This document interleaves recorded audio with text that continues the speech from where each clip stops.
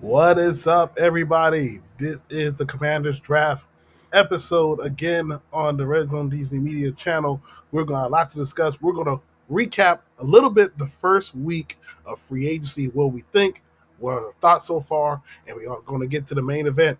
That's right. We're talking about edge rushers. I know a lot of people have been trying to figure out who's going to be edge run for the Washington Commanders.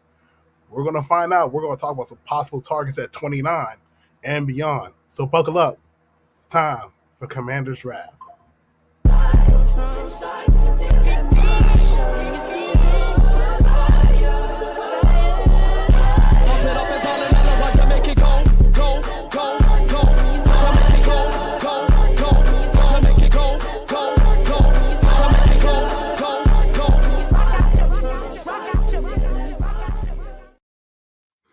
Welcome back to another episode of the Commanders Draft Show. I am Deuce. We got Smoke. We got DT. We got the Podfather in the building. Cal, what is good with you today, brother? Just another beautiful Sunday. Getting to be able to worship the Lord and be able to join you great folks here and talk some NFL draft. Amen, amen. Amen, amen, amen, amen, amen. Smokey. What's good, bro? It's good, man. Hope my sound good. I'm trying out the app, man. You know what I mean? But I'm good. Smoke. I'm here. I'm ready. Huge week we just went through. Smoke. Hold on. Let me come Like, back. I'm messing with you. Go ahead. Oh. I was about to go back in the other way, man. Hold on. But nah, man, huge week, man. Huge week. What we accomplished this week, what we added to this team. Hey, man, the day is about, adding to the pieces that we added to this team so far this week. So let's get into it, bro. Yeesh. Been butchering these names, bro. DT has been crazy excited this week. Over this draft. So you got 300 hours of edge working. What's up, DT? Hey, man, we are literally 39 days away from the NFL draft. We have a lot of questions about this team, particularly at one position. We're definitely going to talk about it tonight. And we know we have a lot of people been talking this week. Shout out to you for having consistent day in and day out episodes with a lot of our fan base, a lot of other content creators. So definitely been a fun week, and it's going to get even more funner tonight. Yes, sir. Cal, let's start with you. Like I've heard Smoke and I heard DT this week discuss the Laramie trade. I want to hear from you. How you feel about the Tunsil trade, Kyle? I absolutely love it because in my personal opinion, I think aiming high is what you should be doing. And in my personal opinion, if you're building your team in the trenches and overall to be able to compete against the Eagles and not only compete, but be able to beat the Philadelphia Eagles, you're going to be able to beat a lot of the football teams in this league. And that is the high aiming point that I would like to go for. And that is what the team is doing. Adding Laramie Tunsil really solidifies the back end of Jaden and make sure that he doesn't have to worry about it too much. But more importantly, it makes sure that Cliff Kingsbury doesn't have to use chips on the left side so much. We saw that a lot last year when Brandon Coleman was starting, where they were pulling that John Bates over there, Zach Ertz, to be able to help him, just get some pressure off of him on those DNs. You don't have to worry about that as much anymore. And so the trade really opens up a lot of things, not only for the quarterback and for the offensive line, but also for the coordinator as well. They hit it out of the park. And I think a lot of people are correct when they say that not hearing anything leading up to it being leaked is music to my ears with the way that Washington usually would orchestrate themselves over the past 20 years. And so the fact that we didn't hear anything, we got one of the premier tackles in the league. We beefed up in the interior and made things easier on everyone else. I'm happy. Shout out to Radar, who's also on this team working behind the scenes and in the chat. So if you got any questions about any of the edges, Radar's right there to answer your questions. If we don't get to it fast enough. Smoke, what more have you learned about the moves that we've made? Specifically, Will Harris. They what DQ say all offseason. They're looking for, badass players. Joe Witt looking for guys that's going to ride valiantly. I think they got those type of guys. They brought those type of guys in. If you just look at it, just the size they like from the trenches that they added, things of that nature, man. it's something to see. It's something to see, man. But like a Will Harris, whoo, this guy's hey man, downhill thumper. If you ask me, if he hits you, you ain't going forward. You're going backwards, or you're gonna stop right there. So I love the violent nature that he brings to the game. I'm just glad he's a part of this brotherhood now, man. Like, let's move on. Some people say it's a lateral move from Chen. Hey, the more film I done watch, I got something to say. But yeah, that's where I'm gonna stay at it. Yeah, and I think it speaks a lot to, like, you know how everyone has been talking about the edge defenders need to set the edge in the run game. That's a big concern. Obviously, that's something that you want out of your DNs. But I think by adding Harris and Jones, those are two guys that are willing to come up in the run game and make stops in the perimeter. And that is very much important if you have a middle linebacking core that isn't their forte to get sideline to sideline at this point in their career. You got to have perimeter guys willing to come up and get their nose in the mud, so to speak. And that's certainly what they got out of those two defensive backs that they brought in. So I loved the picks, what they've done. And it's like the motivating factor where you could say to Harris, you saw what Chen did last year. He just got paid. If you want to get paid yourself, come on board and play hard for us. And that's certainly the motivation behind it. DT, how concerned are you with the pass rush currently on the roster? I'm concerned in a sense that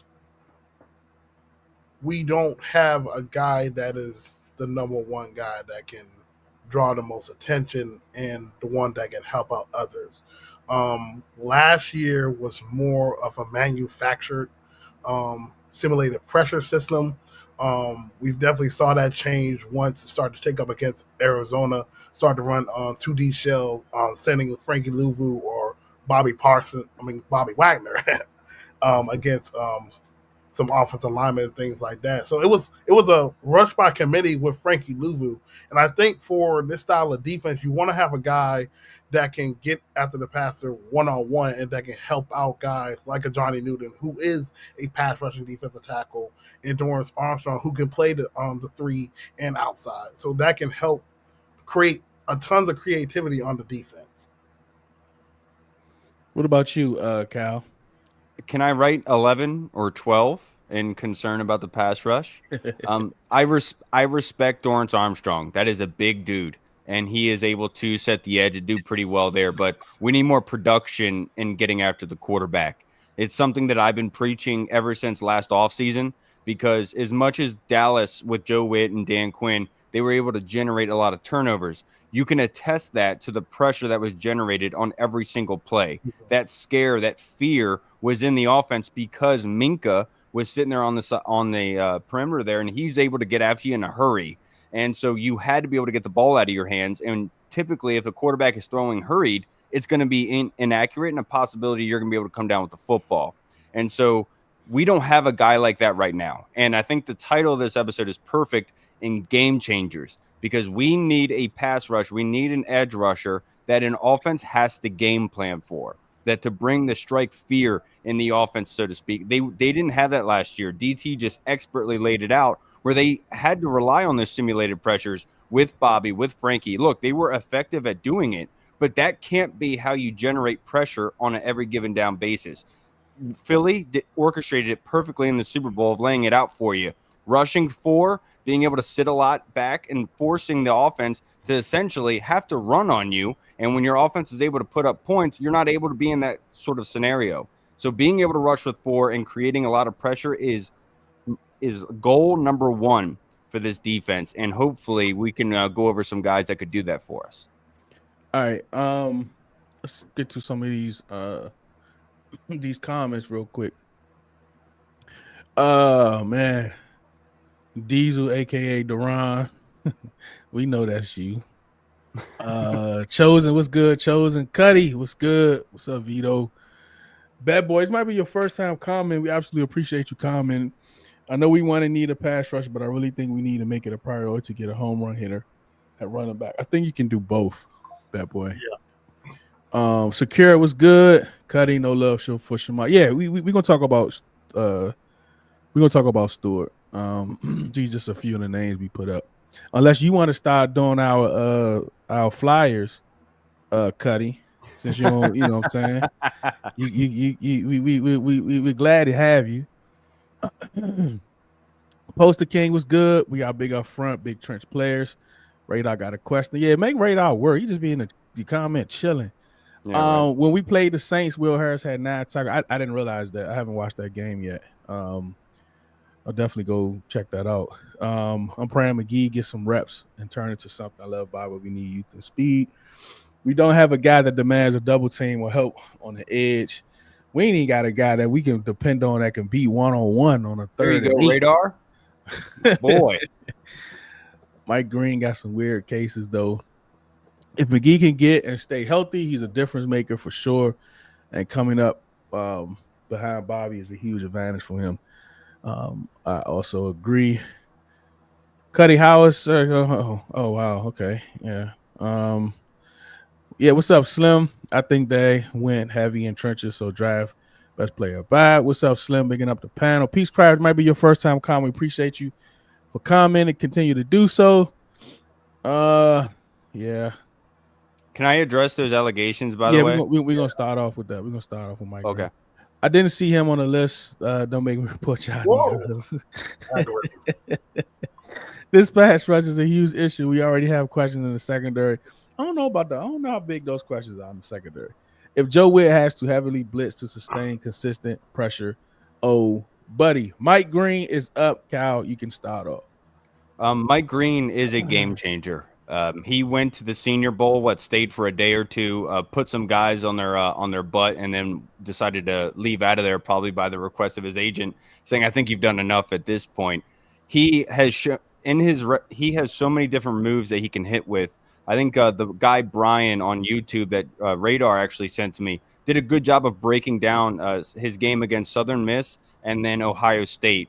And it kind of got slow for him to get going. It didn't help that Marshall, as a defense as a whole, got bludgeoned in the run game. So it would be a huge run for a touchdown, and then you lose those kind of defensive reps where you could see Mike Green against those guys. But as the game went on, he kind of got going a little bit. He hit the right tackle with the spin move that cleared him for a sack. He's useful in the running game. He knows how to be able to penetrate in the backfield, how to set edges, and be able to keep his arm free so he can get back inside or outside. So, like, if you're going up against an offensive lineman, you want to be able to get your hand on him, but keep that outside hand free. That way you still have the spacing to either move outside or inside to be able to bring down that ball carrier, which is what Mike Green does. He has incredible speed, and his hands are very violent. I think that this is a guy that you're getting that you'll be able to slide in right away and would be a game changer for you on day one. Hold on. Wait a minute. Hold up. Did I just see wax on, wax off? Hold up. Wait a second. Let me see. Is that wax on, wax off, Smokey? Wait a minute. Hey, He's man. violent. Yeah. It looks like wax on, wax off. Yeah, get them going away. Let's come back under. Like, hey, man, I believe Mike Green, he excellent first step. He got elite bend. I think he has the best bend out of all the edges in this class. That's just me from what I've seen. But I think he's more of a 3-4 outside linebacker. What you say about that, Kyle? You think he's more of a 3-4, or because I don't see him too much with his hand in the dirt. You know what I mean? He's definitely capable of doing so. Like, he can do anything you really ask him to. I think in that regard, I think he's that good of an athlete to be able to do so, and definitely has the strength to be able to either go against those interior or exterior, because Marshall did move him a little bit. He was able to be lined up over guards at times. You still see him be useful in that regard. But with the sexual assault allegations, I talked to Trevor Sikkema on Wednesday from Pro Football Focus, and Mike Green addressed it at the Combine, saying that he never got investigated for these things.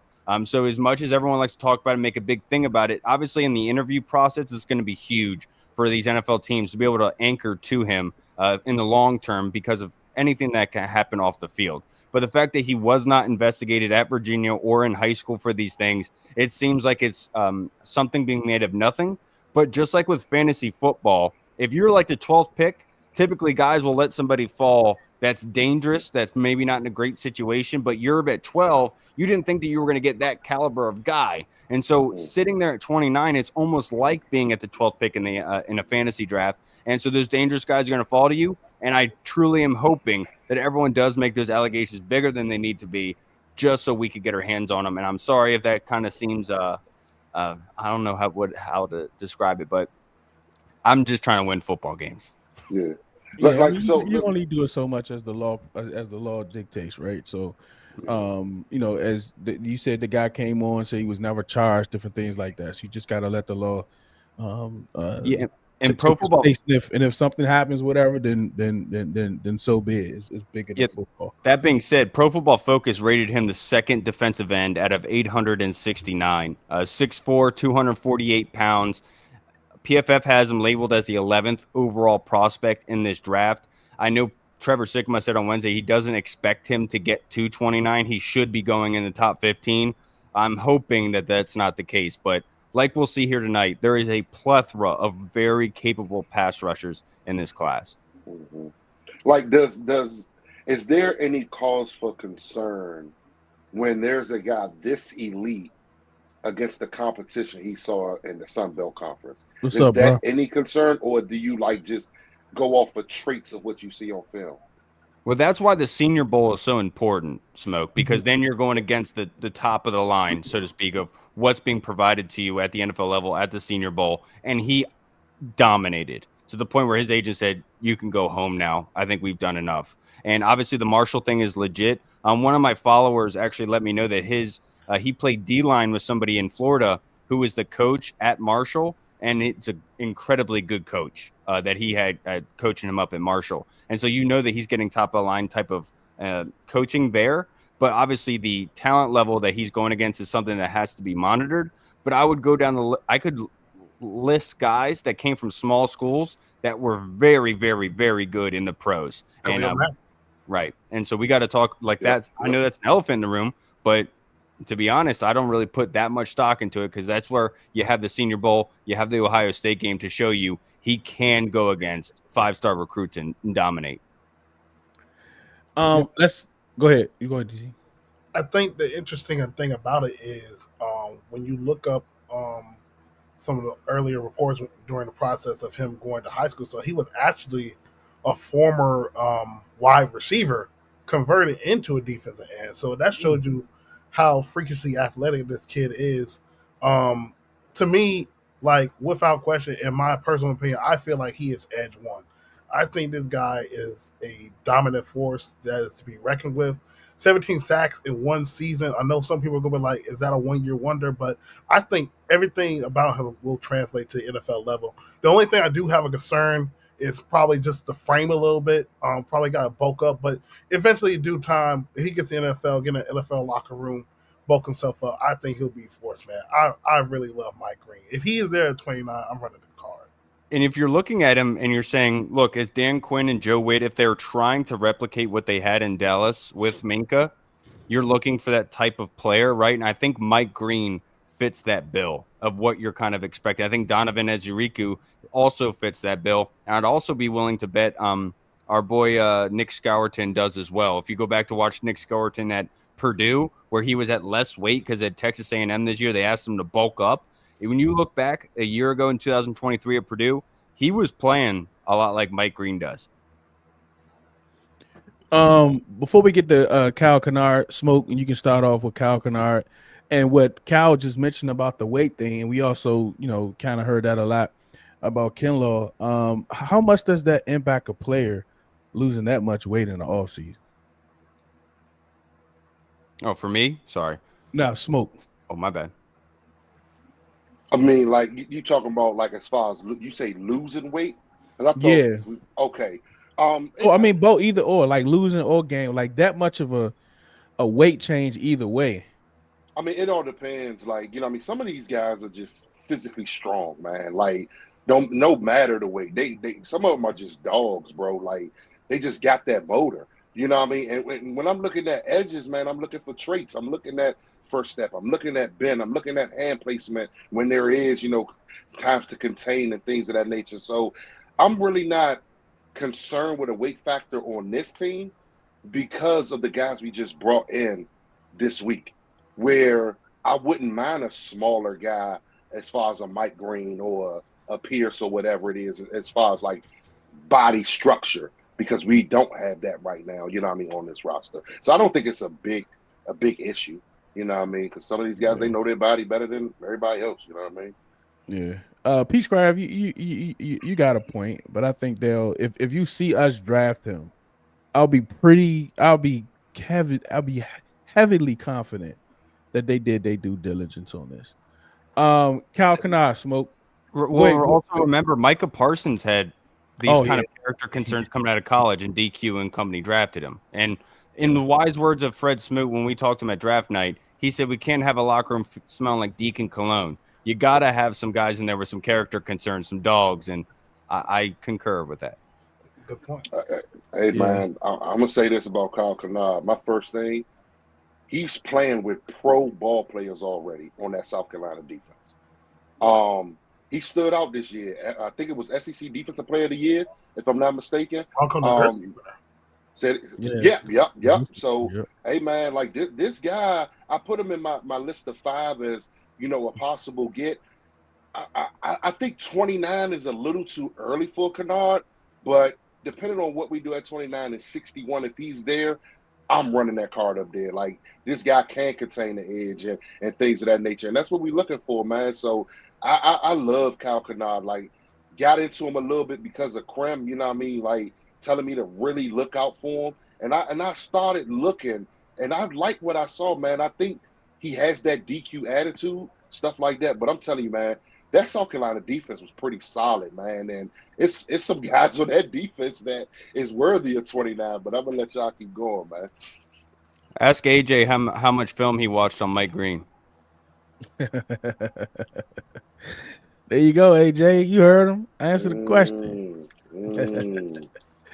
Cal Kenard, DT. Yeah, so definitely interesting point that Smoke did brought up. Like, South Carolina, just overall, their defensive line is just full of NFL players. So for me, I have to go back to even when he was at Georgia Tech. He was a guy that was able to get to the passer, nice bend, about 6'4", 6'5", about 23 years old about right now, played 5 years of college football. When you look at him, his talent just got elevated by being around South Carolina. And to be honest with you, Dylan Stewart, the freshman this year, he's a top 5 pick coming soon. So y'all keep your eyes on that kid. But I think Kyle Kenard is a guy that, fits what we will want on the defense. Stand up defense and can put his hand in the dirt. Nice bend around the corner against some guys. Just look at some of the competition he has played overall. Played against Alabama, played against LSU, against Will Campbell and Emory Jones, 2 NFL caliber tackles. This is definitely a guy to keep your eye on in the NFL. When you look at his numbers a couple of years now, obviously Georgia Tech wasn't the greatest of things, so they got a new coaching staff. Averaged about 2.5 sacks, then his final year 6 sacks, but then took off at South Carolina 11.5 sacks. So probably some benefit of being around better NFL caliber players, but this is definitely a guy that when you look at some of the things he can do, it fits what Dan Quinn would want at a defensive end. Mm-hmm. Yeah, man. Go my bad, Kyle. Go. He certainly has the length to do it. His bull rush, he's very strong in that regard. He does have some of those pass rush moves that he can do. That South Carolina defense, he did have issues with jumping off sides. It seems like they were biting at the bit, and Ole Miss really took advantage of that. So with Kyle Kenard, I think that you could do a lot worse than Kyle Kenard. I do wonder if that burst off the line of scrimmage is really as top tier as like a James Pierce, as a Mike Green, or an Abdul Carter. But I think that Kyle Kenard is somebody that you could plug in to be. I just think that the run defending, the edge defending is something that he is not top tier at. And sitting, like, obviously we're not talking about 29, but Smoke, you talked about if you trade back and you're sitting at 61, and let's say you do trade back and you get a possibly like a Jaden Higgins, or you go with a corner there in the top tier of the second round, you still have that 61 there. You would feel very good about Kyle Kenard. Mm-hmm. Yeah, that's my thing as far as, but that's why I say, like, with a Kyle Kenard sitting at 61, I feel like we have those run stopper edge rushers right now, and he's just that specialist. You know what I mean? Like, that's what I'm more looking for right now. That specialist. You know what I mean? I'm with you. It's not a lot out there Deuce, as far as I some of haven't the done a tape that you breakdown want to on him see. yet. I'm sorry. Yeah, it may be some on YouTube, but YouTube be acting funny sometimes on here. Y'all know Dylan Stewart, right? Like If y'all speaking of find Dylan Stewart, some tweets in the chat mhm. on X, send them to me and I'll pull them up. Doing the thing. Kenard run defense so lackluster for me. I think they are going to draft Josiah Stewart, a Michigan fan, and have insiders who say the Commander Scout. Okay, Malik. I think this is your first time calling, man. Appreciate you. Continue to do so. Yeah, send us all the Michigan tea. We appreciate it. Anybody being coached by a mentor, I'll take him. He was coached by Jesse Mentor, so I'm pretty sure he got good football knowledge. So yeah. Yeah. Deuce, no, I do not. Deuce. No, I do not. Hey, Deuce, I just sent it in the group chat. A couple highlights. All right, let me see. Let me pull this up first. And then we're gonna get to Josiah Stewart. We can start with DT Josiah Why you gotta Stewart. start with me? No, start with somebody else, man. All right, we'll start with Smoke. I just went. It's like no, man. We'll start with Man. Cal. Start with no blue. Tell you that right now. Josiah Stewart. Hold on, Cal. Let me throw this up here real quick. There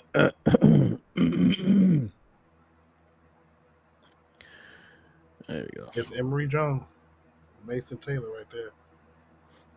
They just snatched him up, bro. What's his size again? About 6'4", 6'5". Okay. 6'5", 254. Look at them boys. Look at them South Carolina boys, bro. Them dudes are created, man. Beamer coaching them. They look like NCAA, like you just created a team. 2 defensive tackles already in the draft. And then you got a freshman All-American on the opposite side. You gotta win your one-on-ones, man. That's crazy. All right, Josiah Stewart. So Josiah Stewart is a very intriguing prospect that I was able to watch. 6'1", 245 pounds. He was rated by PFF as the 5th overall prospect of DNs of 869. I like what I see from him in the athletic standpoint, where Michigan would ask him to actually drop into coverage a lot. Me personally, we were talking before we started recording, and I honestly think that Josiah Stewart might actually be able to transition to linebacker in the NFL. The way that he is so natural at being able to move as a linebacker, being in space, in that coverage. Which one, Cal? Josiah Stewart. No, which spot? Which linebacker spot? Oh, I think that he could be weak side. I think that that's somebody, or even strong side. Because like if you're talking about like a DQ Joe Witt defense where the linebackers actually used to blitz a heck of a whole lot to be able to be those kind of gap fitters if they want to be able to simulate pressure. I think Josiah Stewart could actually be very, very, very good in that regard. Almost similar to oh my goodness, what's his name? The guy from Alabama, Jahad Campbell. I think that he could definitely be somebody like that where you could move him back to linebacker and he actually would be seamless. He's used to that dropping into coverage, very athletic, has the kind of speed to be able to do that for you. It's just at the next level, I'm not sure if he's a guy that you can place on the outside and you're going to say he's going to be able to make an impact down in and down out, either against the run or getting after the pass. He's obviously very strong. He has a knack for being able to get to the quarterback. It's just finishing seems to be a little bit of an issue. Go ahead, DT. Can we pull up Coastal Carolina tape? I don't think I have it. That's where he started at. Yeah. All right. So Josiah Stewart, he's one of those guys that transferred from Coastal Carolina, has large amount of production every year, and his best year was his senior year at the team up north.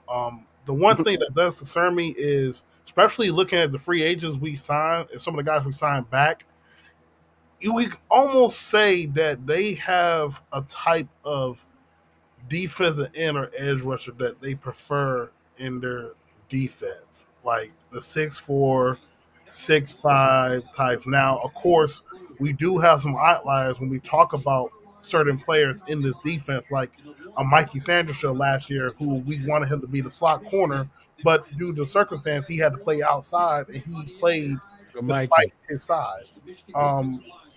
I think Josiah is definitely an impact player. He has a nice bend. He's played against some large competition. His best game was against USC. I mean, he just terrorized them every single snap, and the quarterback was like they just looked bad that game. He made them look bad. No, he got Smoke. great hands. And Yeah, he got Josiah, hands. yeah, he got Very great strong. hands, man. And like, yeah, I understand what DT talking about with his size. He about 6'1", man, but he plays bigger though. You know what I mean? So I wouldn't be mad if they pulled that, but at the same time, I think he's still a little raw in certain areas. You know what I mean? I think it's my fault on calling out Jesse Minter. I don't think Jesse Minter would like coached him because he just got to Michigan last season. The last season of Mikey Sanders still, and I think Minter had already gone. So, but this guy, man, you know what I mean? They took it. You know what I mean? Like they see it. I think he still has a little bit more room to grow. Mhm. But I love his handwork, man. I love it. Like we just saw it on film right there, how he gets up in you and he don't mind throwing you either which way to get to that quarterback. He knows his job, but he's another one where I think 3-4 outside linebacker, weak side linebacker. That's just where I think it. Malik says you can use Josiah in multiple ways. The way Michigan is coached, they are pro ready. That boy Grant in the middle is a beast too. Everyone loves Mason Graham, but Grant is the one. Nah, they gonna get Josiah together. You know, their D coordinator this year was Wink Martindale from Yeah, the Giants. Winky. Next up is Landon Jackson. The Silver Surfer. I think we all love him. Nasty. Silver Surfer is crazy. I think we all. He killed the combine. Yeah. Silver Surfer, yeah. He killed the combine, and he's the size I think that they looking for. 6'6". What you got, Kyle? 6'6", 260. Is that what you have?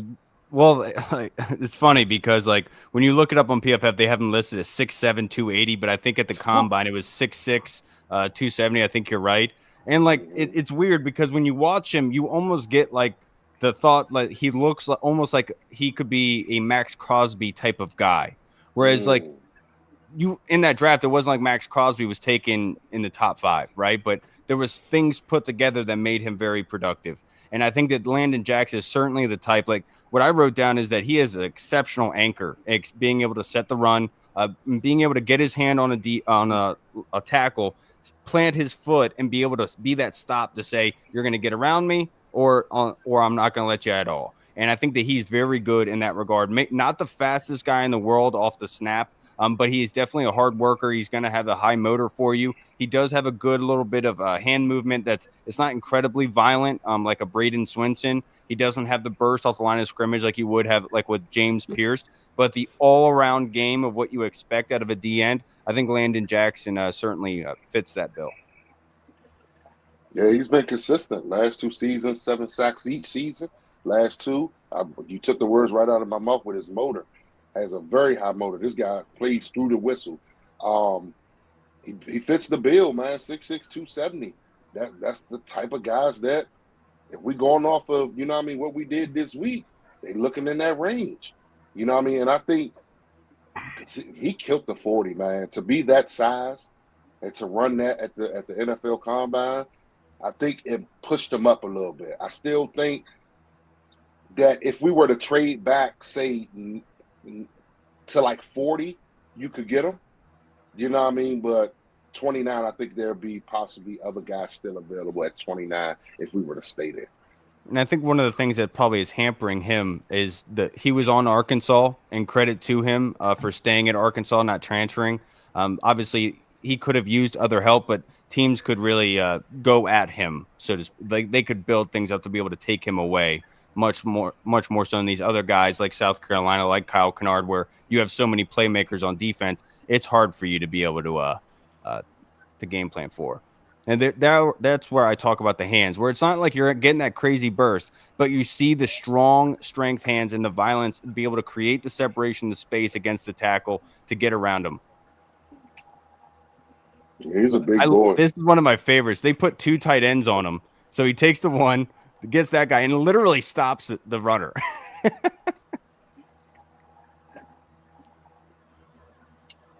Big dude, man. Yeah, he's tall. So notice here, he's the only guy who gets his guy backwards. Only guy. Yeah, that's true. That's it. Yep. That's like our Strong. O-line versus Philly. You know, I see a lot of Dorrance in his game because I feel like he can play multiple spots. Watch what he does to the tackle. Sorry, DT. My bad. Sorry, DT. My bad. Oh no, you good. I think he's a versatile playmaker. I've seen Arkansas use him in a lot of spots. He played some 3 technique. He played outside. It's kind of like what Dorrance is doing in our defense. He has a very, and I mean a very devastating length that he used the power at the point of attack. Drives back tight ends, tackles. He definitely has grown from his famous video that everybody brings up every single time with that little toss, drop, whatever he's been doing. But he's definitely grown from that video, and definitely this is a guy you could target early or late second round. The one thing I do question is though, when it comes to pass rushing, and I think his initial get off, it can be explosive, but it sometimes it takes some time to get around the tackle. Like you get what I'm saying? It's more, what's the word I want to say? Methodical. It's more methodical than the actual explosiveness that we see from these other rushers in this. Can he get that? It's a possibility, but everybody has a different style of rushing the quarterback, and that's just something I noticed in Landon's game.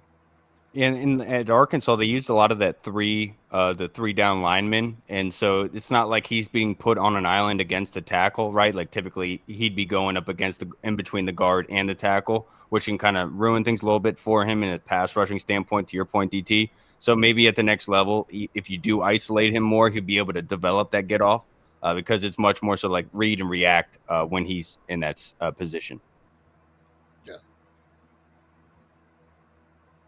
Next up is James Pierce. This is going to be the one that's going to be quite possibly there at 29 for you.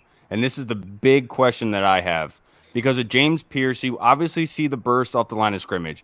You see the power. You see the pass rush moves to be able to get after the quarterback. There are some questions about his leadership and in the locker room and stuff like that. I don't know about it, so I'm not going to address it. But the one thing that you see is that he lacks finishing with tackles and sacks, typically going too high. The best sacks that he gets is typically at the ankles. But what somebody brought to me is you can't teach that explosion off the line of scrimmage. Of course, you can't get that speed off. It doesn't grow on trees, right?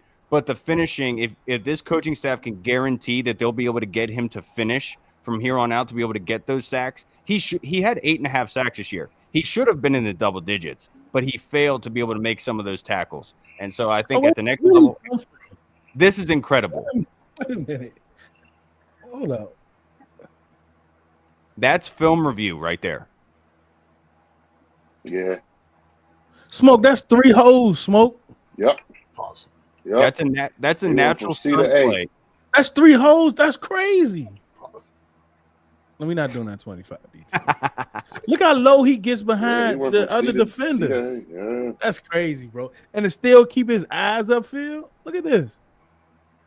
So that's a natural Look where his stunt eyes play, right? are. That's insane. The bro. DT is acting as a drive man, and then he is supposed to he's the overlap coming inside, right? But he knows what's coming. Like he doesn't have to break, like he knows what's going to be there. And that's film review that's showing the instincts, but also That's the speed. insane, bro. The speed to get around there is incredible. That's insane. You don't see that very often. What you think about him, Smoke? Hey, man, I text the group earlier and say, man, I'm watching some stuff. He possibly got the best first step. I know I said that about Mike Green earlier, but no, this is what I really feel as far as getting off the ball, man. Like, this guy gets off the ball, and the only thing I question is his size, man. That's what I was about to say. Yeah, you know what I mean? I understand some of our fans love, James Pierce. Shout out to Glenn. That's who he wants to fall at 29. I'm not going to read into the character concerns because we know every year, it just seems like magically somebody gets, I mean, go ahead, Kyle. Go ahead, Kyle. All I was going to say in that last clip is that's Jalen Milroe. Like, obviously, we know about his athletic ability, his speed, and he was really fooling defenses this year with his running ability. And he had a difficult time getting away from James Pierce there. And that's where that length comes into play with his arms. 6'5", 243 pounds. He's strong, he's lean, and he has that great burst and get off. But for me personally, it's right there. That should have been a sack, in my personal opinion. That bull rush is incredible. You see the strength there, but you see on these multiple plays where he struggles to bring guys down. And the one Alabama clip where he's in the Alabama offense is in their end zone. He is right there on Jalen Milroe, but literally just sits down instead of tackling him. Bringing down the quarterback and tackling seems to be a concern for James Pierce. But if you can guarantee me that you're going to fix it, like this is a prime example. Why didn't you finish that? Mm-hmm. Go ahead, Smoke. Finish up. Oh yeah, no. But I absolutely love James Pierce, man. But I don't know if come down to what I'm seeing this team build right now, man. And let me say this: if I'm there at 29 and I had to, I think I got to get him because he is a specialist. He's a guy that we don't have on the roster right now. That's what I'm looking for, man. If you ask me, I'm looking for a guy that we don't have on the roster, someone with that elite first step, someone that he don't have the best bend. He tends to play a little higher sometimes, but his step makes up for it. His step makes up for it because I think, his 6'4" frame, it's almost 6'5" frame, with that step, man, it's pretty solid. So I'm not going to question the bend right now, things of that nature, but you get him in this locker room with this brotherhood, man. Woo, that's the specialist we need right there. Go to the next clip, Deuce.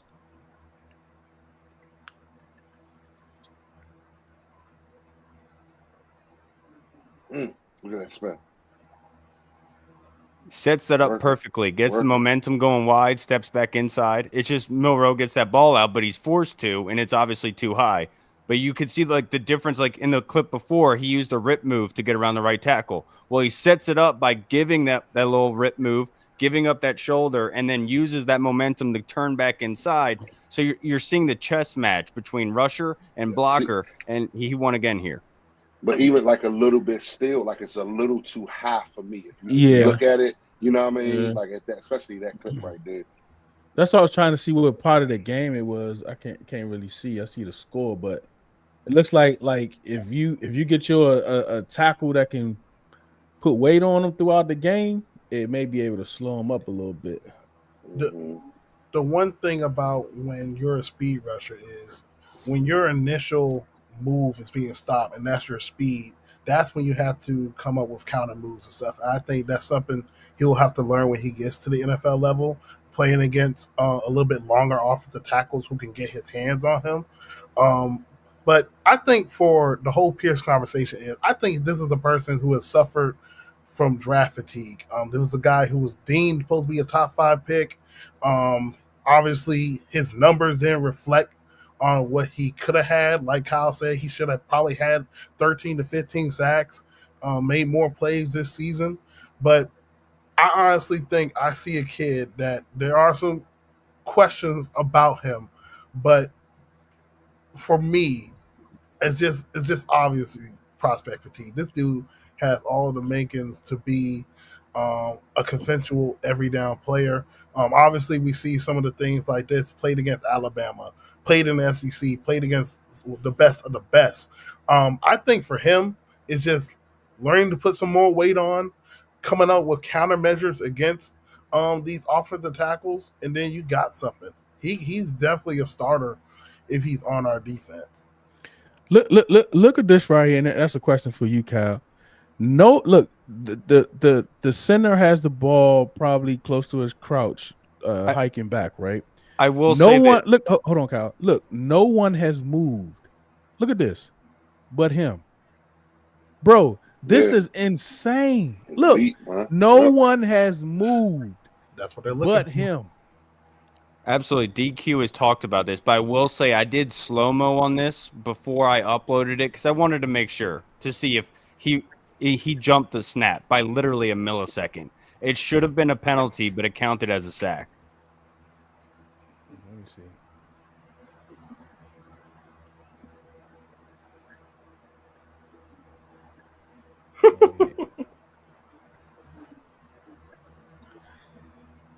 That's what they're looking for, man. That get off. You see that helmet across? That's just shoulder pads almost cross. But that's an incredible. But that's the But jump. You can't. But here's when the center move. Like this is the shot right here. Yep. You see the center move the football. I mean, man, real time. You're right. You can't see that, bro. Hey, but like if you look at the ref at the top of the black line, at the top, he ain't even lined up straight. His helmet way in front of that right leg of that ref up top. Yeah, but the ref is not even. He's not even like in the middle of the line of scrimmage. He's off to the right. Mm-hmm. Compared, because look, his right foot on the black line. His right foot could be the line. You know what I mean? Yeah, that's what I'm saying. But ain't he supposed to be standing like so he can see straight down the line? Oh, you see what I'm saying? Because like if his right foot is on the line, that means that he's not looking straight down the line. Straight down the line. Yeah, that's true. You know what I'm saying? True. I think the opposing ref, I think you might see his head at the very, very bottom there. I think that his right leg is on the line, or he even looks off of that. Is that a wide receiver? I can't tell. I'm not sure how they're supposed to do it. But to Derek's point, my film review is based on this season alone. The only player I went back and watched film on from 2023 was Nick Scorton, and I wanted to see what he looked at lesser weight, and that's the only guy I watched. So mine is predominantly this season. And that's what I mean is like that my only critique of James Pierce, honestly, is finishing sacks. Because we know from many years of having Montez Sweat, of having Chase Young, it's great having a dominant pass rusher. But if you can't finish with sacks, it's not all the way helping us with what we need. And that's my concern. But if they could guarantee that they can help him finish in the next game, he can do it. I'm down for it. Pierce said he has a frame to add some weight. Yeah, because this concerns me. It's another one. Watch how he just stops. You see, like when that tackle put that weight on him, even though he got the jump, look. Mm-hmm. You see what I'm saying? Like he can't finish through after that tackle put that weight on him. You know, so that's something to kind of think about. The next Brian one is Burns. more egregious. The next one is more egregious, and it goes to Smoke's point about him playing high. So here he acts as a quarterback spy, loses the sack. Comes in as the looping on the stunt play, comes too high, tackles too high, quarterback spins out of it. Yeah, he don't have a motor for all 100% of the plays. I'll tell you that much. I don't know, Smokey. I don't know about 29 for him, Smokey. Yeah. Let me write his name down. I told he's more of a specialist, man. Like, and that's what I'm saying though. Like we had so many under the ropes, but that's what I think. A lot of these prospects, watching a Jared versus this past season, don't expect that from even the Abdul Carter this year. What Jared Verse was able to do last year to these pro NFL tackles, bro. Like walking quarterbacks, because Jared Verse had an elite bull rush before the 20th pick. And that's what everybody thought that's all he had in his bag. But it's so elite that he can walk a tackle back to the quarterback. I don't want people to get confused with, this elite. It is an elite class, but at the same time, man, you may not find a Jared Verse out of this class, man. Like real life. Like that's just how I'm looking at it. Yeah, I think the thing with man, I only like talking pressures and sacks no more because when chasing Sweat was that's all we talked about was pressures and sacks. But I think it like pressures, you have to look at pressures per pressure, right? Like what did that pressure create? Did it create an incompletion? Did it create an interception? Did it create a negative gain? Or did they complete a touchdown? Did they get the first down? Like, did they run for it? Like, all of those things matter with pressures. That's why pressures has to be looked at per pressure to really get an idea of how effective pressures are for that particular play. Yeah, and AJ has a point. Pressures do matter. If you can force an incompletion or hurried throw, that can develop into an interception. My whole point being here is that one play with Jalen Milroe, he escapes out of the end zone. It throws an incompletion because he's wildly inaccurate as a passer at times. But let's say you're going against Joe Burrow, who has Jamar Chase, T. Higgins down the field, and if you don't wrap him up in the end zone, he's able to get that ball out for a 40-yard pass. That's awesome. Great. Yeah. We need you to bring him down in the end zone. Yeah, because a sack is more definitive. I know what a sack does. It stops up. It creates a negative gain. It creates a loss of yardage. It interrupts flow. So I know what a sack is, but a pressure, I have to gauge it per pressure.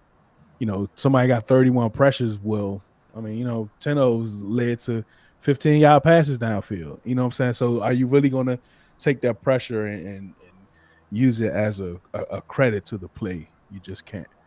All right, DT, you can say the next person name since y'all, Donovan ostracized me in the chat for messing his name up. Dude, no, the spelling was crazy. It was crazy. That was nasty. Yeah.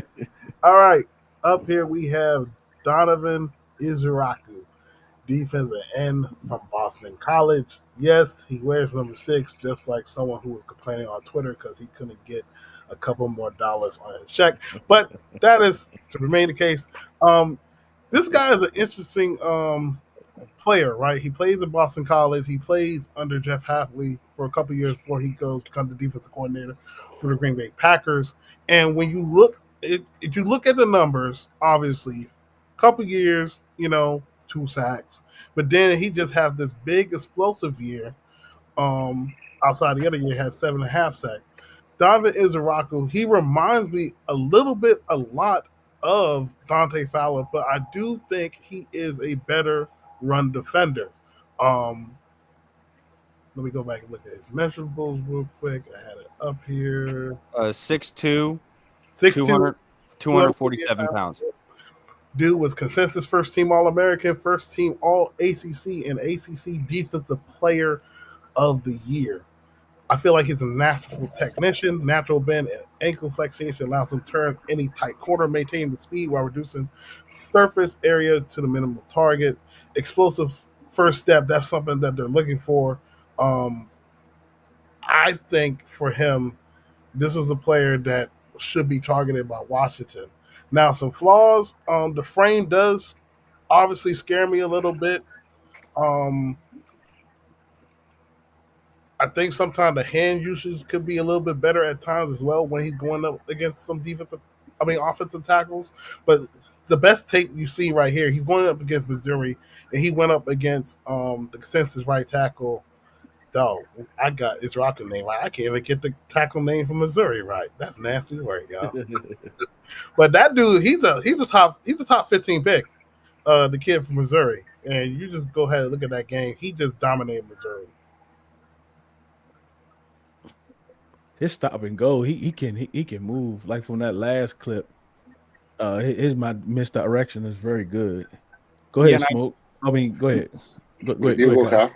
I talked to Trevor Sikkema about Donovan Ezeiruaku. I wanted to hear his gauge what he thought, and he doesn't think that he's going to be getting to that 29. Of course, the one thing he said at the combine, because he has a ghost move where he kind of flashes and is able to get a offensive lineman to break down, anchor in his stance, and then be able to move off of it. And he talked about how, like, Donovan Ezeiruaku, as he's explaining this answer, he said, well, wait, it's not just the ghost move. You got to set up the ghost move. It's by coming in with the bull rush, getting that tackle to get ready to anticipate the bull rush, and then hitting him going to the inside or swimming to the outside. And so that ghost move, he has that chess match in his head already, which is evident by his sack total was 16 sacks this year. And it wasn't like you could make the argument with Mike Green that he didn't go against anybody. But he's going against some very good offensive linemen, and he has the ability, the mind game, the chess match of knowing what needs to be set up, when to use it. And at the next level, when you're going against top-tier talent, you have to have that chess match, and you have to have a plan of what you're going to do. And Donovan Ezeiruaku, almost to me, gives off a vibe of a Jeremiah Owusu-Koramoah, where that smaller kind of stature has the speed, extra physical, but is a damn good football player, and you could feel very good about getting him in the first round because you know that speed, that physicality is going to show up every Sunday. Yeah, I'm grabbing these from Twitter, AJ. Kyle, I do have a question for you though. Well, Tell Because- AJ to start uploading film. So with him, like it's just weird that 1 year, you know, the numbers don't pop off and the production, but then 2 years other, it's like I'm looking at a Dr. Jekyll, Mr. Hyde type of player. Like, is he going to be consistent when he gets to the NFL level is the question. Because for as talented as he is, he should be the type of guy that consistently gets you 8 to 10 sacks, multiple tackles for loss, that type of player. Does that concern you when it comes to being in the NFL? No, I think the mental, they say in the NFL, 20% is physical, 80% is mental. And coming from Boston College, and he got to remember, Will Blackman is the defensive backs coach there in Boston College, and he was raving about this guy. But right now, I could guarantee you that this dude's going to come in with the right mindset of work ethic to be able to compete at the next level. The question is how you're going to deploy him, right? Are you going to have him with his hand in the dirt, or are you going to have that multiple front defense where you're able to isolate him on a tackle? And I think that he has the traits of showing you the physicality, the different pass rush moves. We've already seen his swim move to the inside. Here you see his rip move of being able to swat the hands down left tackle, rip through it, get around the edge. Has the ghost move in his arsenal as well. So that mental aspect is like my biggest concern when we're trying to project what a rookie's going to be at the next level. I honestly believe that this guy's going to be able to transition just fine. It's just much more so of how you're going to deploy him. Hey, Smoke, did this guy run track? watch how he gets off the ball. Watch his arms. That reminds me of somebody that runs track. Mm-hmm. Oh yeah. You know what I'm saying? I'm not sure, but I know. Hey, like I think when I was watching him earlier. I think it was against Missouri. They played Missouri, and like some scouts, I was looking up some scout stuff. They say he got the best Euro step out of all the edge rushers. Yeah, like, you know saw what I mean? them 1-2, you know what I mean? Stuff like that. So yeah, man, I believe, man. I think he's a DQ guy. I think he come in, pays attention to detail, right here, Smoke. and gets after it. It's right here, Smoke. Look, watch this. He got it, man, and that's who was that? Oh, that's DJ.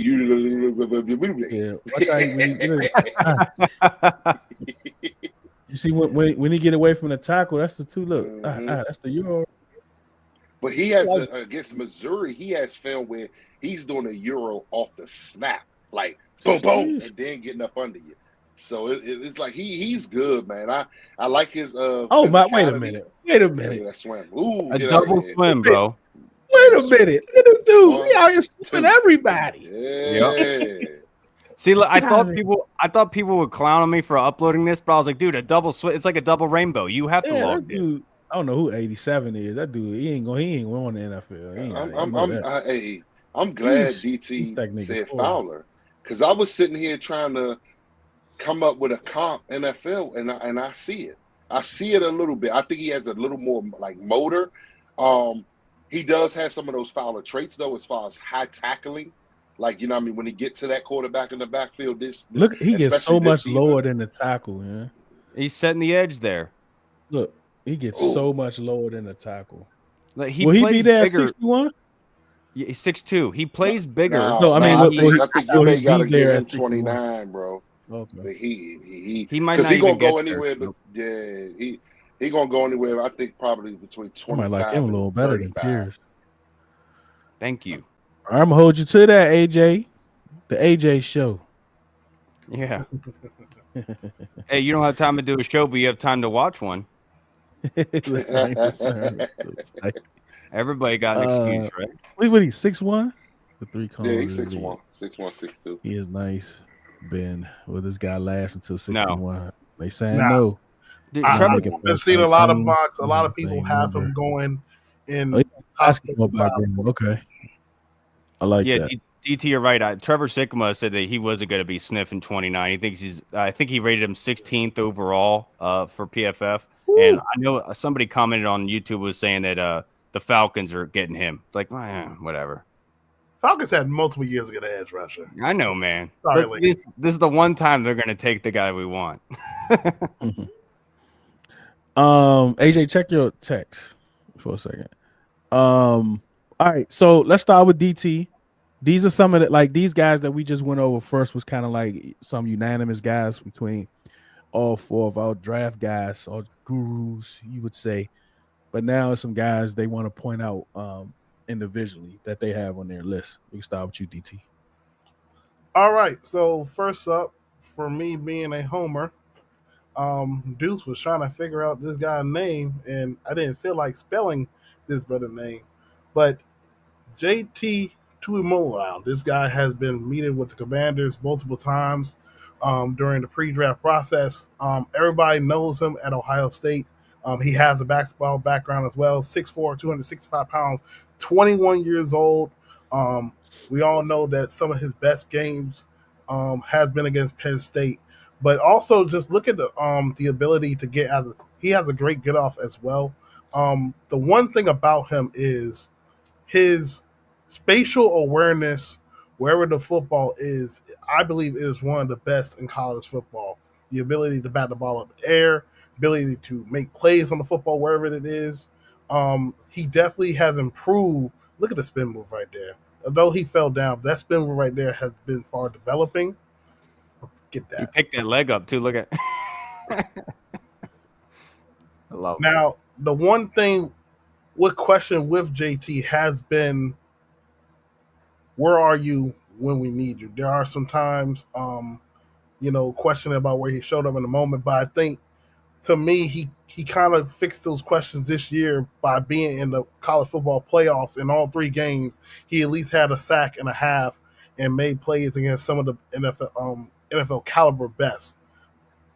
I just look at him as another ooch for Frankie Louvu.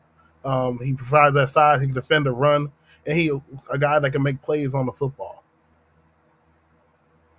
I love this guy. Going back, I think this is probably another guy that's probably getting from prospect fatigue, like DT talked about with James Pierce. He really came on my radar last year going against Olu Fashanu because that was my meter to be able to say between him and Joe Alt who was the better tackle. And at the early part of the draft process, I was saying Joe Alt is easily way better than Olu Fashanu. Everyone was calling me crazy. But the reason for that is because JT Tuimoloau whooped on Olu Fashanu, made Olu Fashanu fall. Gave him a stutter step that made him fall on his face. But JT, he has a vast variety of pass rush moves. We have to remember, this dude is 6'5", 269 pounds. So this is a thick dude. It doesn't even look like he's six. thick. He's what? He's 6. Wait, my bad. Hold on. 6'5"? Yeah, 6'5". 6'5", 200. And it says 269 pounds is what PFF had him listed as. And he doesn't look like it, but he has the motor. He's very good against the run. The pass rush moves, he has a wide variety of being able to do it. I just think that maybe people are looking at him and just getting a little tired of because he should have came out last year, but he stayed another year. Highly productive. I really like JT Tuimoloau. It's one of those guys that if you were to trade back and you lose out in the James Pierce, the Donovan Ezeiruaku, if you lose out in the Mike Greens, that this is somebody you could trade back and say, I can get very good pass rush reps from in those kind of situational aspects. Now, the last guy was definitely tricky for me. I was kind of torn between who I would go. I won't do Nick Skirden because we already talked about him. I think obviously we should get to him. But this guy he was on Bruce Feldman's top 10 freakiest athletes in college football. His name is Jordan Birch from the University of Oregon. He was a transfer from South Carolina due to how deep they were as the D-line. He is definitely 6'6", about 279 pounds. He had a little injury bug this year playing at Oregon. But when you look at what DQ wants in a defensive end, he fits what they want. The ability to stop the run and still have some things in potential to become a better pass rusher. Watching him playing at South Carolina, then transferring to Oregon. I felt like that was very good for him. Playing in multiple defenses, played in the 4-3, and then you play in a 3-3-5/3-4 style defense at Oregon. This is a guy you can also target. You can see him late day 2, day 3. I like him as well. And I know I wanted to address this too because I had a lot of people texting me. He was like, they're asking why we're not talking about Mykel Williams. Yeah, somebody did have that in the chat earlier. I don't dislike Mykel, but I think the problem I have, it always goes with Georgia edge rushers. It's the scheme that they play in. Like you see a Nolan Smith.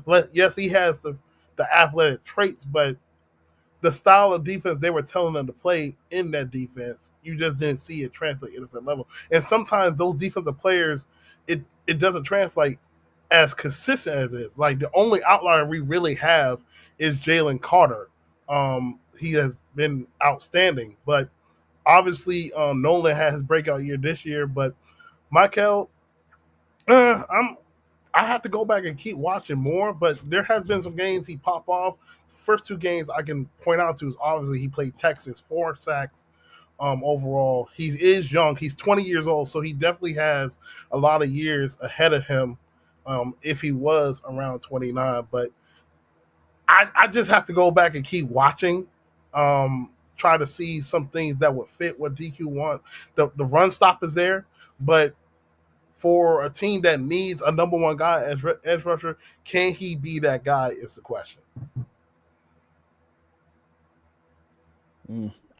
Smoke, I know you got a couple guys. Smoke.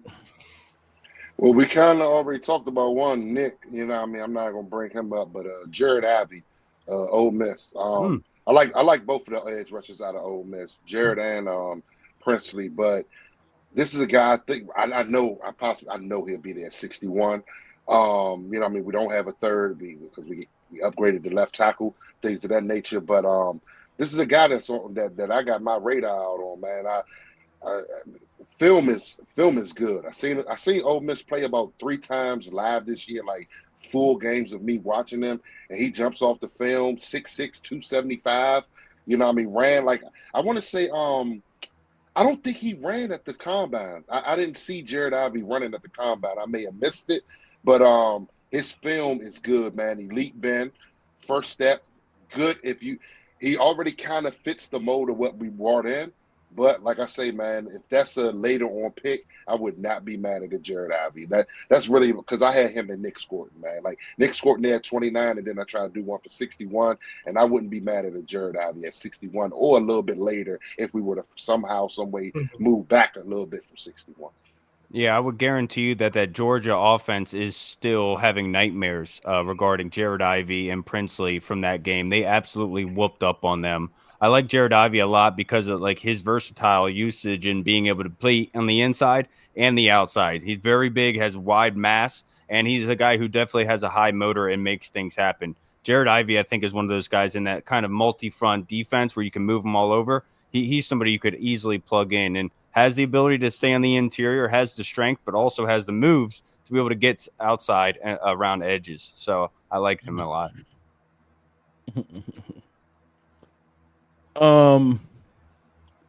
Kyle, I know you got some guys you want to throw in there. Yeah, I probably have like 3 that I want to talk. Like I do want to watch Nick Scorton's film with you guys before we get into any further, because I do think it warrants a showing of what this guy was able to do this year. Because at Purdue, he was at lesser weight. Texas A&M, they asked him to predominantly just do the rush. We talked to Ryan Feller last week, who kind of talked about Texas A&M and what they requested out of them. But at Purdue, you see the real athletic ability of him. But at Texas A&M, bulking up, dude, he is effective, man, and he is legit. I really like Nick Scorton. He has a high motor, and here we see the spin move, right? And this is something. What's his weight? He is 6'4", 285 pounds. Yeah, he was 285 this year.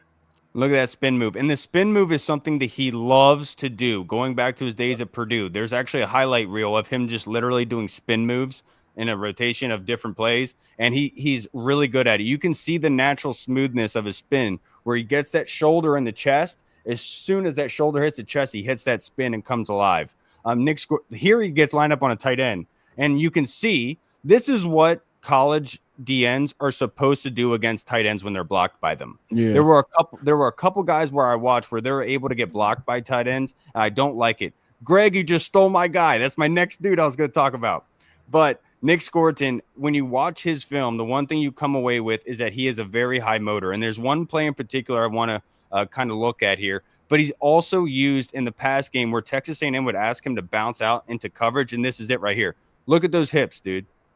Watch this. Watch this again. Is he good against the run? 285. Oh, yeah. And that's what he was asked to do at Texas A&M predominantly. And so what they would do is they would deploy Nick Scorton, and then in the next rotation of D linemen, that's when they would have Shamar Stewart come in. And so they were kind of rotating both of those guys. So they had a really good rusher each time. There you see Shamar Stewart nearly get the sack. But you can see him. He's coming back into coverage, and he smartly is able to hit the wide receiver before it is a thing. Here he's blowing up the run game. You see that inside rip move on the left tackle, who's a freshman, but the veteran savviness to be able to get inside, bounce that run outside, and let your DBs come up, make the tackle for you in the loss. That's what first half of this game right here, man, they were making it rough, bro. Very first half. Like, they were Look at 285. He's hold quick. on. I know that dude ain't just duck no rack. Who was that, Smokey? Who was 87, Smokey? Oh, that's my tight end. That's my tight end. That's in he this ducked that rack, Smokey. Let me see. I go back to it. No, you saw it 3 times in a row, Smokey. Ooh, no. Let me tell you something. No. He ducked that rack, Smokey. He was supposed to hit that. Hey, do me a favor. Can you scroll down to the next one? Oh, no, sorry. This is the one. This is the motor. Look at him. That's 285 pounds. And look at the angle that he takes. He's an elite angle taker. So he sees that he doesn't run right at him. No, that's a legit thing. It's a legit thing in the NFL to be able to take good angles, especially in pursuit. Look, watch. Still running. That boy can move, too. That's my running back right there next year, dudes. Don't worry. Yeah, Jordan Love, baby. Julian Love, my bad. A lot of guys would have quit on this play, but Nick scored. This isn't the only time that he does this. He has a very high motor, and I'll take a football player like that any day of the week. So if that's where what he's looking to go, I'm happy. Wait. Can you go to the next one? You think he'll be there at 29? In the 20s. He's in the 20s. He's been getting drafted in the 20s. If they don't go back to the Purdue tape, shoot. So this is at him at lesser weight at Purdue. So did they ask him to put on weight? Yeah. Yes. To play Canada's style of defense is more of gearing up to stop the run than what it was at Purdue. Now, can you go to the next clip? Go to the right. This is insane. They ask him to be in pass coverage on the running back. Look at that. How many DNs do you know that can do that with running backs? Oh, he smoked though, Kyle. Oh, I know. But I'm just saying, typically you'll see a linebacker. You'll see a linebacker get dusted. Like if you in Madden, if you have that leak out on a linebacker, you're like, that's easy money. I'm going to get that completion all day. But that's a DN. Look at this height magnet. Look, he should have known that mismatch is right. Look, bam. Dude, he's like a freak. JJ. That's JJ McCarthy. That's what I'm saying. Yeah, that's what I'm saying. Look. The funny thing about him is Lance Zierlein on NFL.com compared Nick Scorton to Trey Hendrickson, who everyone wants us to trade for. I actually let Kyle get to this next player. All right, my next guy is Braden Swinson from LSU. I think he's one of the most slept-on guys in this draft class. I absolutely loved his film. He is violent, very fast hands. Braden Swinson, 6'4", 250 pounds. PFF ranked him 45th out of 869, 48th ranked prospect overall. But this guy is all over the field. I absolutely loved watching what he brought to the table. And let's just let the film do the talking here. I like dudes do the half jersey. He part of the reason why my little son had to transfer to Ole Miss. He part of the reason. That Ole Miss left tackle got beat up on this season. There's a lot of highlight reels on him. But here you see his violent hands being able to swat those hands away and being able to bring down that quarterback. Dude, I'm telling you, the film on him is incredible. Wasn't he like considered a late bloomer or something like that? Is he the one they considered a late bloomer? Not sure. It was either him or the one Sublance. from Georgia, Mikael Williams. One of the two I thought they said was a late bloomer. Jamin Davis was not my guy, bro. Relax. You never heard me say Jamin Davis is my guy. Yo, this is bad. All right, go to the next one. Jamin Davis is crazy. Look at this man chasing down. What's his weight? Height? He is, my bad, where is it? 250, 6'4", 250. I tell you what, these dudes can run though. Yeah. Mm-hmm. That's a dual that quarterback right there. Yeah. Is that Lenore? No, that's not Lenore, is it? Is that South Carolina they play?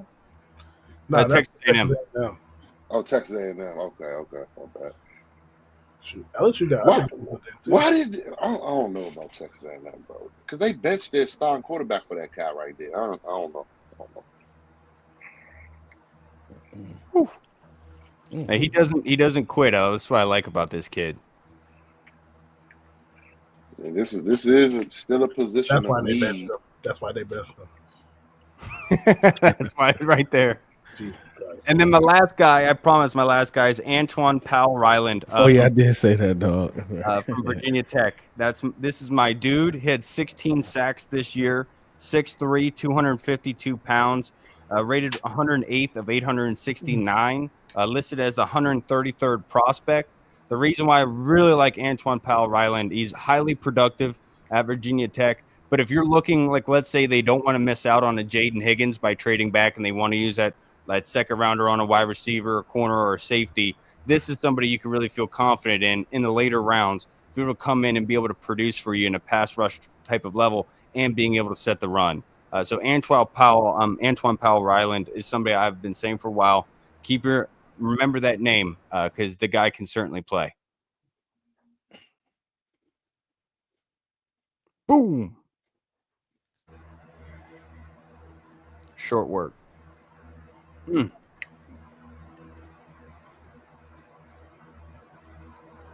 Go ahead, DT. I know you about to say something before Kyle went to his I was coughing for my life.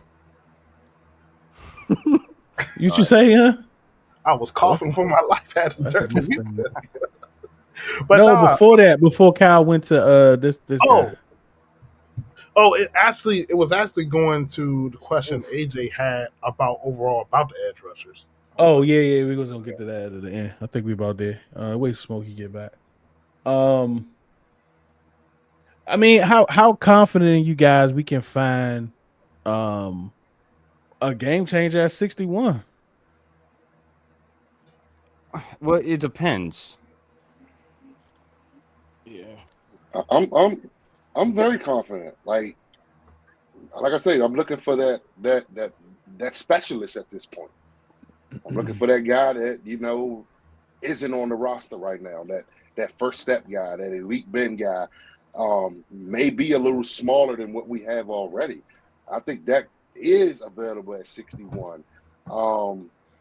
But because there's a couple positions that we fight over throughout the week and stuff like that, and one of them is edge and the other one is running back. So I think that's a tough one right there, DT. Will you find an elite running back at 61 or elite edge at 61? I mean, you never know when it comes to the NFL draft. There's a lot of people we didn't expect to be elite. Nobody thought Max Crosby was going to be one of the highest non-paid players in the NFL right now. So, I mean, I just look at this draft, like I keep saying this. This draft is so perfect and set up for Adam Peters and DQ, specifically at the line of scrimmage when it comes to defensive. Edge rusher and defensive tackles. We'll get to defensive tackles later time, but we're talking about edge rusher. That's the key piece that's missing. Looking at these guys, and I actually, if I was to separate them, I do feel like that some of these guys do are more contributors at pass rushers a little bit than maybe the so. There's probably about, in my breaking news. Defensive end Jalen Holmes is back with the Commanders. Awesome. I wanted him back. I'm glad. Here we go. Oh, we're talking about edge rushers. So he gonna be cut by his training camp. But anyway, back to the main conversation.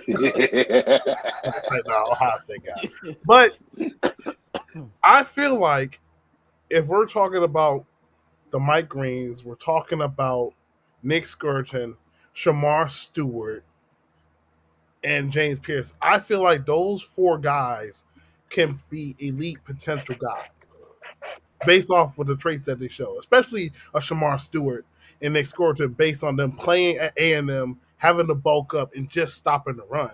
When you see Shamar Stewart just going crazy on the opposite side with a Nick Skirton, and Smoke was talking about it today. He's trying to look at Nick Skirton.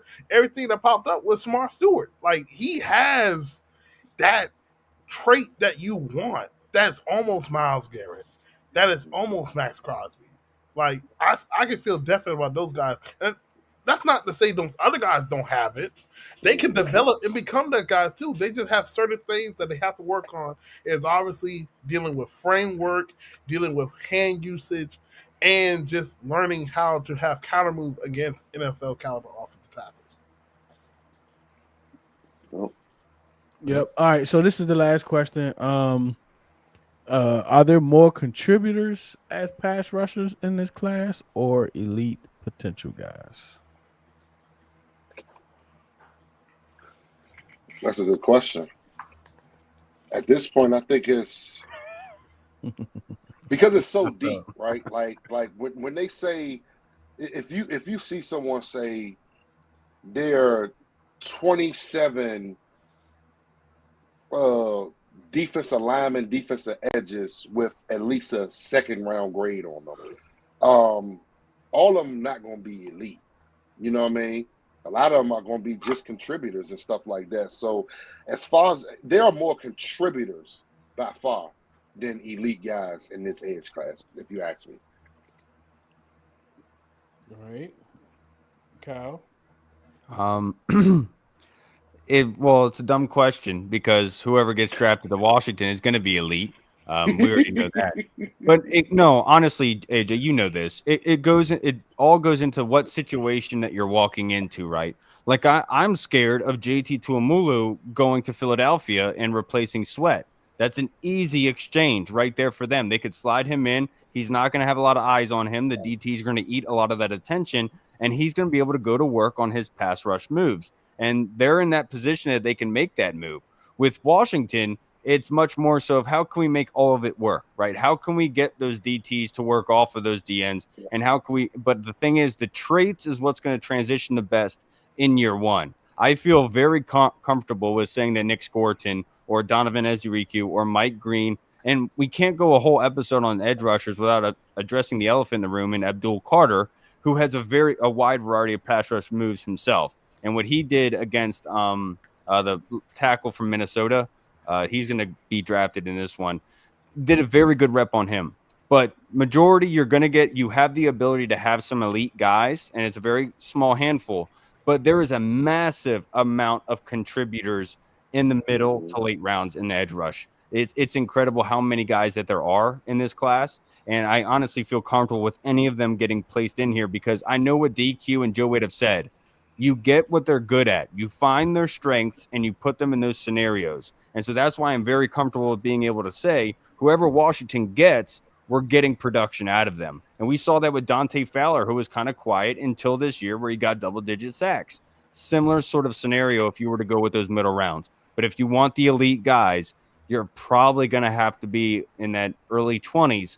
And we're just hoping that somebody of that blue chip potential is going to be there at 29. But if not, we're comfortable with getting back, trading back, and being able to get one of those high-level contributors. DT? I mean, it's just like I said earlier. I feel like there's a certain amount of guys that can be those weeks production guys. I also forgot to mention Ezeiruaku as well. I think he's also in that category.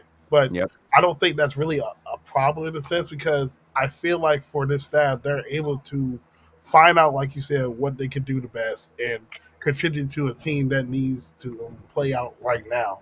Um, and again, some of these guys are young. Some of these guys are like still 20, still 21. They're still trying to figure things out.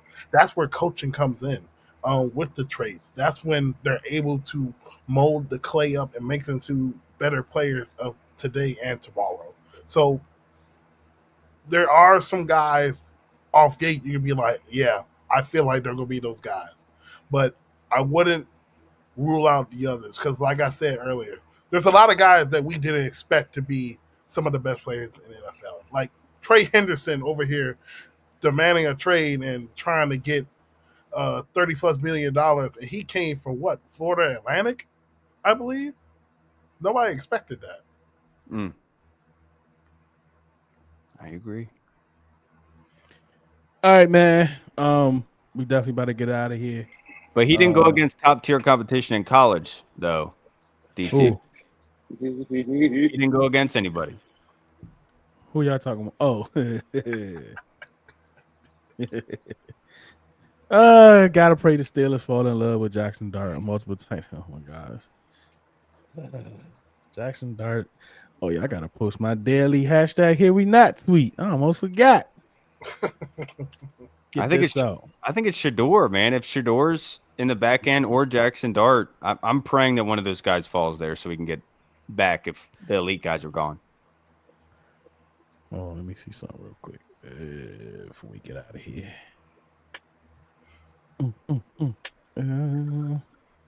If we could somehow get a Fidel Diggs, we got a fourth, right? Yes, we do. Mm-hmm. We could get a Fidel Diggs in the fourth. I'd be ecstatic. I didn't Out of watch Syracuse. him. Out of Syracuse.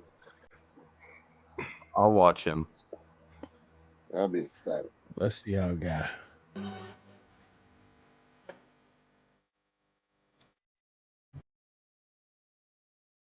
Breaking news here, Sydney with the HQ. A blockbuster trade, the Texans finalizing a trade of five-time coach Larry Tunsil to the Commanders.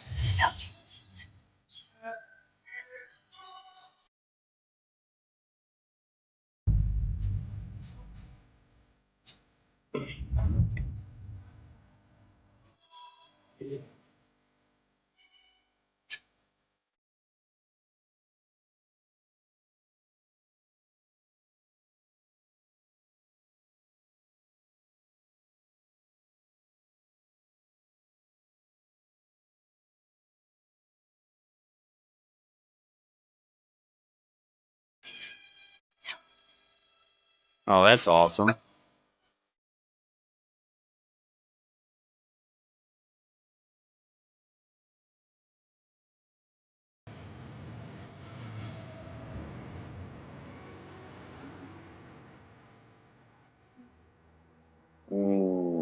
Should have hooked my man. I wish he would have put a gas mask on in that video. That's a big boy, man. That is a big boy. He signed the contract on the bench press. Yeah. That's insane. Oh man, we got one. All right, man. Everybody get up out of here. Then he wears it. Like, what are we doing here? I mean, who has it now? Don't Wiley wearing it? Yeah, 71 ain't off limits. Get that off you, Wiley. Yeah. You know what I'm saying? He's 78 his whole career, right? Yeah, his whole career. So he's 78 his whole career. Yeah, that's so yeah. And that's the thing before we get out. Like, bro, he's not the next Trent. Like, people have to realize that Laramie is Laramie Tunsil. Right. Like, he's been one of the best left tackles in the league for 10 years. He is not the next Trent. Like, he is Laramie Tunsil. It has nothing to do with Trent, bro. Yeah. When people say that. But all right, let's get up out of here. DT, what you got this week? Yeah, so I do want to apologize. People last week did not get any chance to shoot due to school reason and grading papers, but we'll be trying my best with Command Time. You get a lunch break at school, don't you? Yeah. I don't get lunch break. You know what? That almost just made me rage and crash out on this app because I don't get a lunch break because kids want to come in the classroom with me and talk my head off about football. I had a child come over here and talk about Aaron Rodgers doesn't need to go to the Vikings. What? What are you talking about? I'm sorry, people. I'm sorry. So anyway, um, I do. We'll be trying to have Command Time podcast this week. Just brace yourself for that. Also, we'll be trying to post my post mock with free agency, especially with the moves we made already. What are some things that I expect we do? Either we trade the pick or we stay put because there's best player available for that talent. And just keep staying with me. A lot more content on the way. What you got, Kyle? Same old, same old. Be on the lookout for any of those bad film breakdowns that I put out. We're going into the next crop of positions. I think it might be DTs, which is another really full draft in this class, so to speak, and a lot of really capable guys. Obviously, Washington added a lot there, but talking about the back end, there's a couple of seventh rounders that you could look at that could be really productive for you. So watch out for some film breakdowns. Watch out for the Burgundy Zone and I had Trevor Sycamore on Wednesday last week, just talked to Kendrick Golston today, was able to get his opinion on Washington and what we need to do with edge defenders, and also just how his first year was as head coach of a high school team here in Stonebridge, Virginia. So take a look at that. What you got, Smokey? Hey, man, we're witnessing something special. It started this week with the tampering period of free agency. They building this team the way they want to. Be patient. Hey, man, guess what? Because we ain't going nowhere. We still good. You'll catch me back here next Sunday as we continue to break down film, for you guys, so that when we do get to this draft time, hey, man, we know exactly what we're looking for and who we looking at. So I appreciate you, Deuce. Dog Tag, I want to know you got that. I wish I could tell you where, because it's crazy. I was looking for this hat for years. My sister got it for me for my birthday. And apparently I reached out to the manufacturer. They don't supply it anymore because COVID. And I asked them how much would we have to get? And he said, literally, you'd have to buy like a couple thousand in order for us to produce it again. So I'm looking for a replacement. It's kind of big for my head, but it's the one hat I loved and wanted for a while. I love the hat, of course. And the Nationals have come out with like a kind of abbreviation, modification of it with the rose, the cherry blossoms on it. But it's not the same hat, right? Like you can get it with the side stuff, patches and stuff. But this hat in particular, it's apparently they don't make it anymore, which is unfortunate because I love it. All right, man. We appreciate you all. We know your time is very valuable for you to spend it with us. We absolutely appreciate it. Remember, do it because you love it, not because it loves you. One beat, one sound, one heart, one love.